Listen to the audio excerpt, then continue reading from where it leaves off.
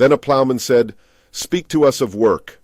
And he answered, saying, "You work that you may keep pace with the earth and the soul of the earth.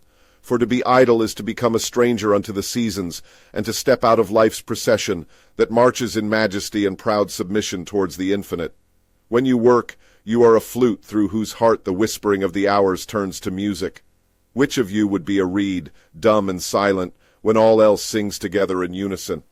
Always you have been told that work is a curse and labor a misfortune. But I say to you that when you work, you fulfill a part of earth's furthest dream, assigned to you when that dream was born.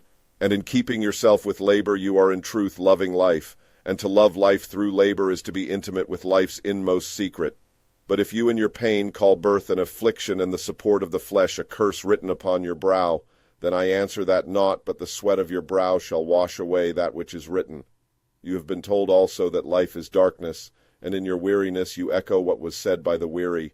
And I say that life is indeed darkness, save when there is urge, and all urge is blind, save when there is knowledge, and all knowledge is vain, save when there is work, and all work is empty, save when there is love.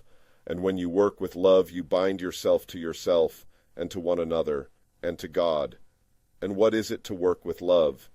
It is to weave the cloth with threads drawn from your heart, even as if your beloved were to wear that cloth.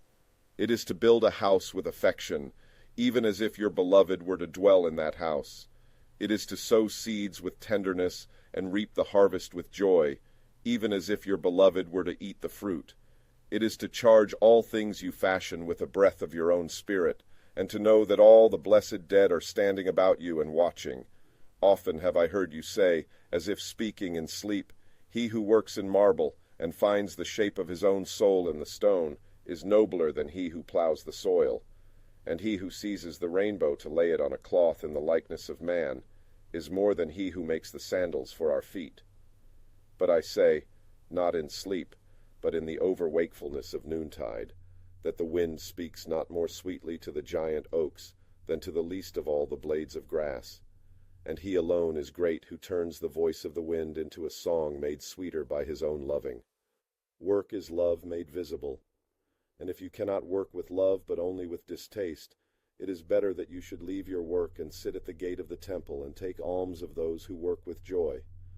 For if you bake bread with indifference, you bake a bitter bread that feeds but half man's hunger. And if you grudge the crushing of the grapes, your grudge distills a poison in the wine. And if you sing though as angels, and love not the singing, you muffle man's ears to the voices of the day and the voices of the night. The grind, the hustle, the daily beating you take just to stay standing. Gibran makes it sound almost holy. Most of the time it ain't. It's showing up when you'd rather be anywhere else. It's pushing through when your back aches, your feet are killing you, and the last thing you want to do is deal with another demanding customer. But then, there are those moments. The perfect sear on a steak, the satisfied sigh after a long, flawless service, the quiet pride in a job well done. It's not about finding your soul in the stone. It's about finding a rhythm, a purpose, a connection to something larger than yourself, even if it's just the dinner rush. It's the guy who remembers your usual drink, the street vendor who meticulously arranges his skewers. It's not about grand gestures.